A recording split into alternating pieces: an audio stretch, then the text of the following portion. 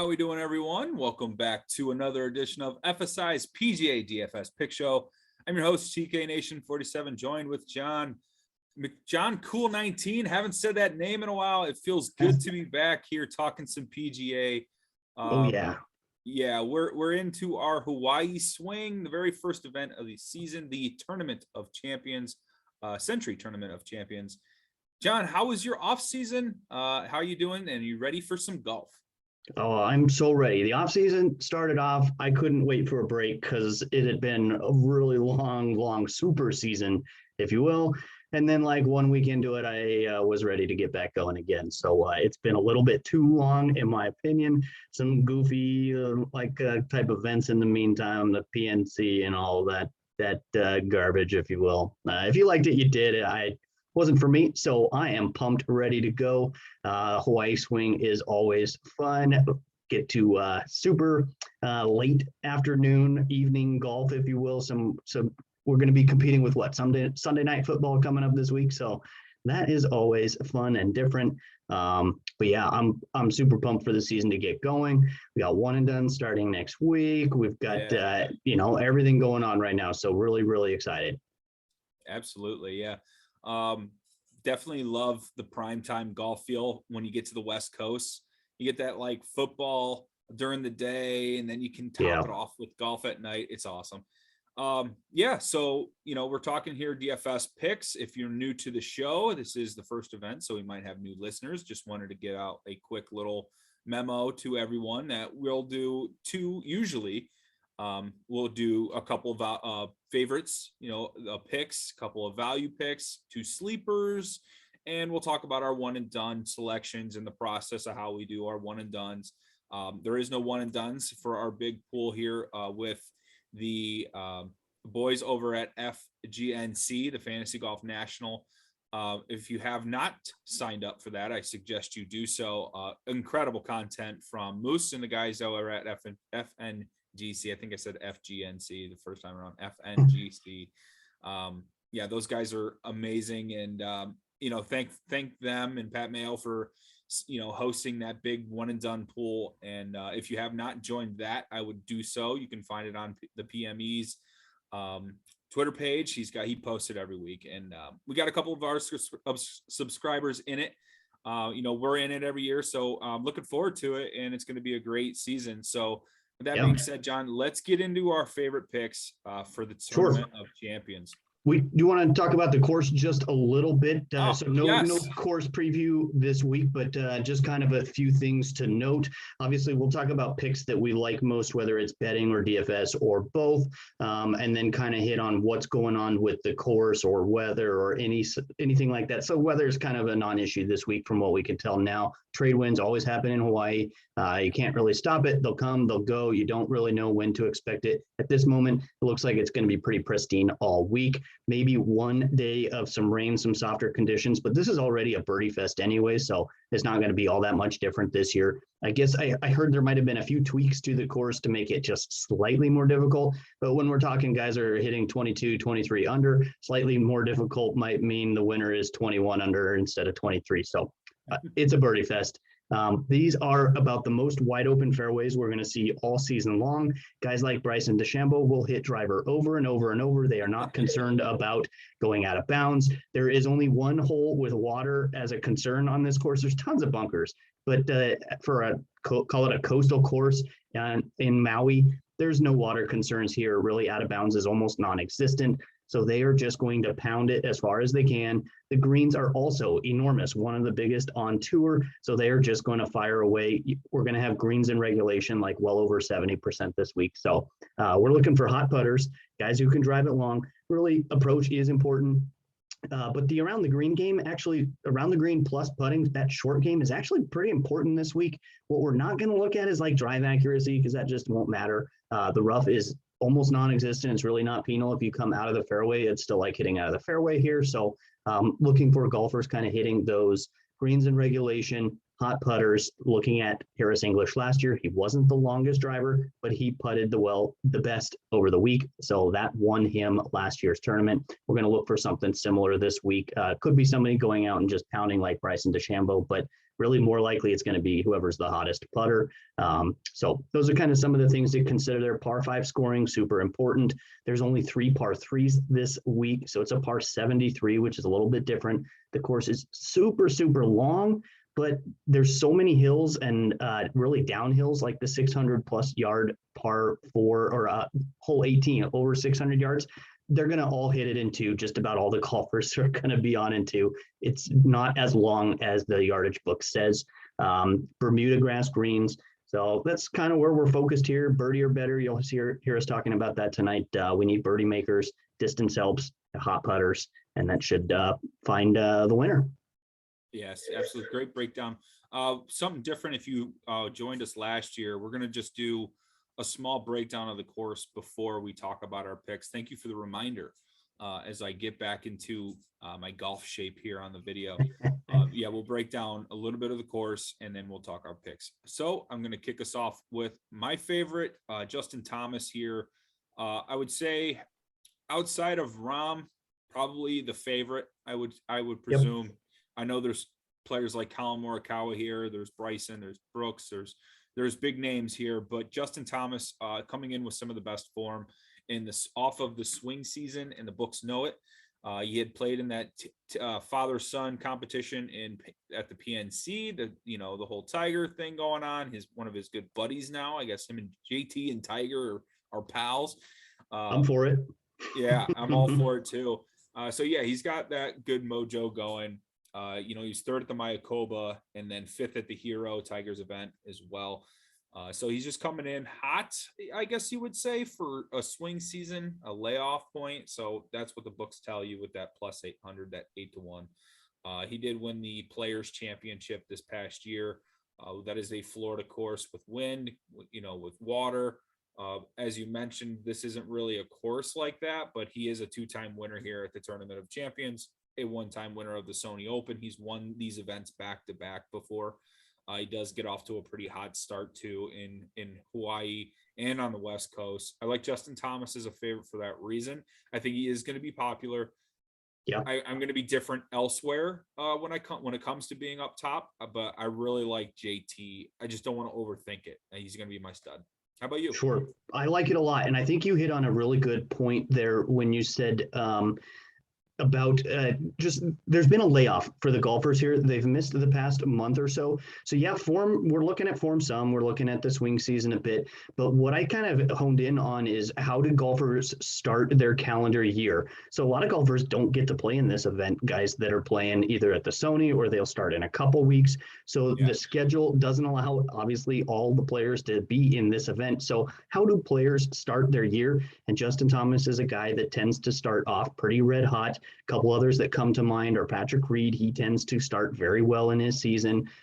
So I think that's something important to look at just as much as looking at form, but how do guys start their year? One guy that I know is being talked up a ton this week, I do kind of like him, but also for this reason, I kind of don't. And that's Sam Burns. Sam Burns has missed for the first event of his calendar year each of the last 4 years. That's kind of scary. Now, the good side for Sam Burns, he started off last year ranked 150th in the world golf rankings. He missed the cut in the first event. He ended the year 15th in the world golf rankings. Clearly, he had a really good year. He's hot. Yeah. He's going to be popular. I don't hate Sam Burns, but that's just something to look at too when we're not being able to look at how did they play last week and last month. That's non-existent. Instead, I'm kind of looking at that as a little bit of a fill-in, if you will, for golfers that I like this week. For me, Jon Rahm up top, he's similar to Justin Thomas when it comes to, he's just a favorite. Don't overthink it. He's going to be in a lot of my lineups. I don't think, we talk about it a lot. I never play guys this high in the pricing when it comes to cash, but Jon Rahm right now is coming in a bit lower owned than Justin Thomas. I do like that. You said you'll be different elsewhere. That's a really, really good strategy if you're going to pay up for one of these popular guys up top. Stars and Scrubs is going to be popular. So if you take one of these stars that are popular, you got to be a little bit different later on. And that's a great way to look at your GPPs this week. But yeah, Jon Rahm, 1,100. He's the number one golfer in the world right now. Everything's going well for him, except his last event was a missed cut. Not really too concerned about Jon Rahm missing a cut with the form he had outside of that. He did have really 2 missed cuts in his last 10 events, but of the other 8, 7 of those were top 10 finishes. I like that a ton. And that does include winning the US Open. He's got 7th place and 17th place on the Euro Tour, kind of in this same time frame over his last 10 events or so. So those aren't in the stats, but he's played well throughout the world. He didn't maybe have the best showing at the Ryder Cup, but there was no stopping the Americans that day, I don't think, or that week.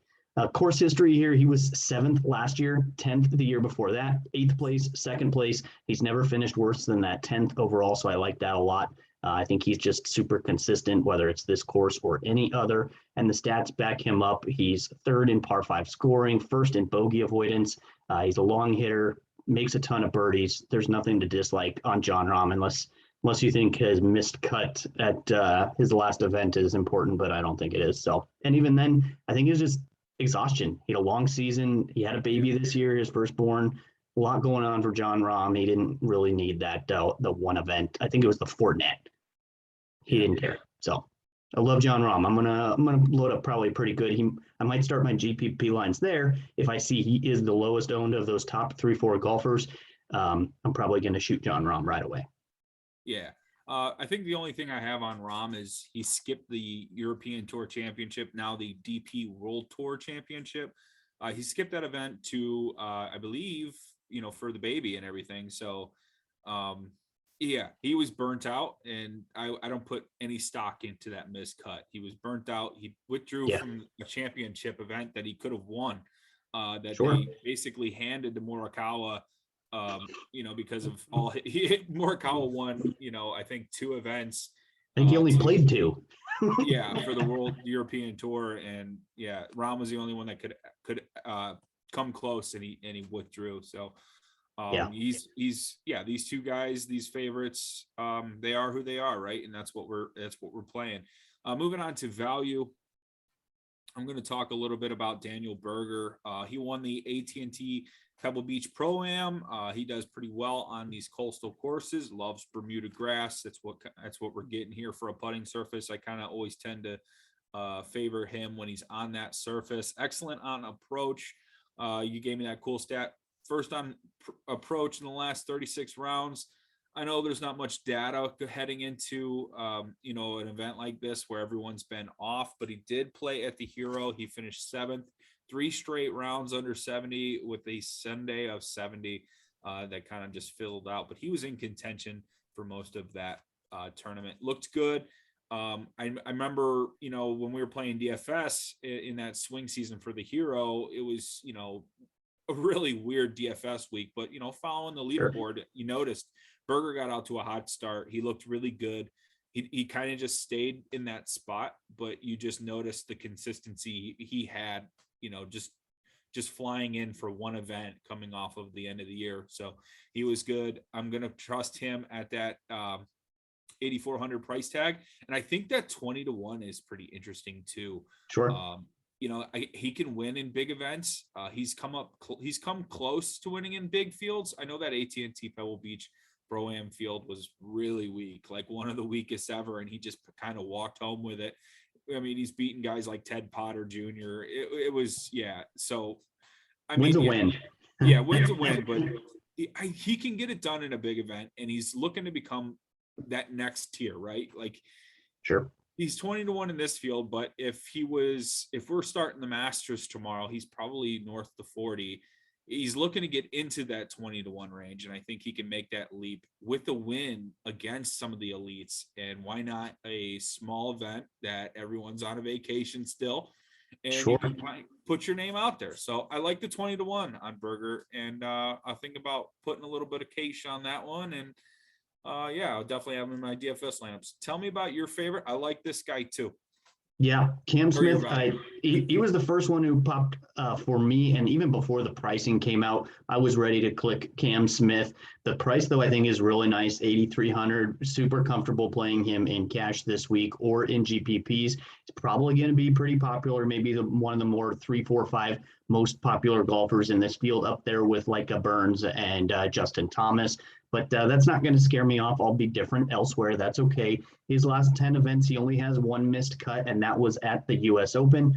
In that time, he's got 6 top 15 finishes. So that's really good. Super consistent in the leaderboard. Just looking at his last 3 events, though, 4th at the RSM, 15th at the Houston Open, and 9th at the CJ Cup. Not the best events, but if he's finishing top 20 in those events, at least I know he is playing well kind of as the season or the year wrapped up. He's got some really good comp course history. He's played well at a lot of the other courses that I am looking at this week. He's played this event twice, 24th and 17th place. The 17th was back in 18, though. I expect him to be much better than the 24th place this week. I think, again, he's going to be popular right now, projected like 3rd most behind JT and Xander. And then, but the stats here, he's number 1 birdie or better. He's 5th in short game over the last 36 rounds, top 5 in par 5 scoring, and top 10 on approach. He's checking all those boxes there. So I really like what Cam Smith is going to bring here. I think he's going to have a fantastic year. I hope he keeps the mullet all year long and just grows it out. This photo does not even do justice of how awesome the mullet is. So I'm playing a lot of Cam Smith this week. I don't care what format, and I'll be different elsewhere. Yeah, I love Cam. I love Australians. I was talking to you before we hooked on here for the show. I like Australians. They play well starting out the year. This is typically their prime season for golf. This is the cooler temperatures in Australia. If there are any, it's usually during our winter time. And so they usually get off to a pretty good start. Their Australian Open or their championships usually beginning of the year. So they're used to just playing some of their better golf to start the year. Cam, Leishman, guy to be talked about later. These are the guys that, I like circling early on here at this event. All right. So moving into sleepers, since I kind of hinted at it, I'm going with Lucas Herbert, the Australian. This here is his Irish Open win, picture of him winning the Irish Open. He also won the Bermuda Championship on the PGA Tour, had a weird end of the year. So he wins the Irish Open, finishes 4th in Scotland. He's made a name on the European, DP World Tour Championship already throughout the years, but he really put himself out there. This guy hammers it off the tee. Huge, long off the tee.